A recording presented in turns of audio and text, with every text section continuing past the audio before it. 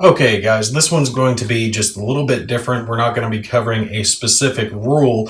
I'm going to go over how you're going to read a scenario in one of your scenario booklets and how you'll go about setting up that scenario itself. I picked out one from the Heroes of Normandy tactical set here, and it doesn't matter, they're all going to be read virtually the same as what I'm doing now. It's the same basic information for each one. This one's just the one I'm going to use as an example. And on page 14 of that, it's the Rebecca Can You See Me scenario. Now when you're looking at it, the top here on the top left, this is going to be your historical blurb. So basically the historical reasons of why you're having this battle. This is just a little flavor for the battle itself. Now below that, you've got your order of battle listed, and this is going to list all the different units that you're going to have available, and if they enter on a specific turn, like you can see for the Americans, they're going to enter on turn 1. The Germans, they're going to enter on turn 1, and then it's listing down specific hexes that those units will take and enter in. You'll just take and enter those units, those specifically listed units down during those turns. Now, when it lists down, looking at the Americans there, the first element, and it says 1 times 254. You're simply going to look at your counter.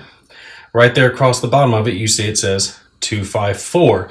A unit can potentially be listed down if it includes the morale number, and in that case, it would be listed down as 2546 if it's including the morale, in case there are multiple units that have that same designation.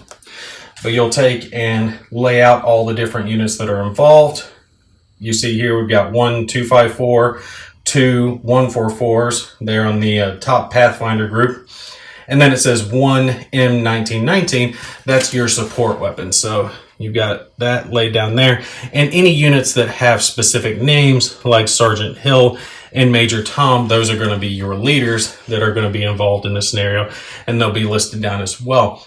You see in the Germans' order of battle that one of their leaders, it has W/preempt skill. So if a leader is going to start a scenario with a specific skill, it'll be listed down with him. So you will just take that skill counter and place it with the specific unit accordingly.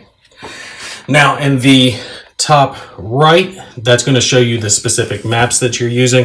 You can see this one uses 13 that we've been using for demonstration purposes, and 16. It's going to have your different playable areas. That's your map. How long the scenario is going to last, your scenario length.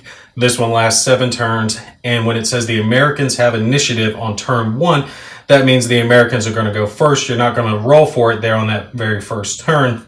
And then any specific victory conditions for the scenario are going to be listed down.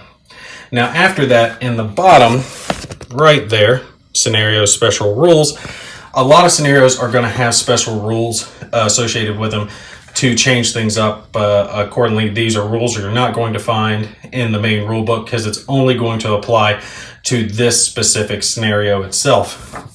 I'm not going to go over all these because, again, they're just applying to this specific scenario, but you'll take and read those over and apply them accordingly. One other thing you need to look at is if there are any potential event markers that are going to be in play and what side they're on. Remember, if they're on line of sight, then they'll be activated as soon as the appropriate unit is within line of sight of it. And if it says occupation, then the unit actually has to occupy the hex that the event marker's in. We can see that this one does have a couple of event markers that are going to be associated with it. And then you see here where it says stop. You're not going to read any of this associated other text until you satisfy these conditions associated with the event markers.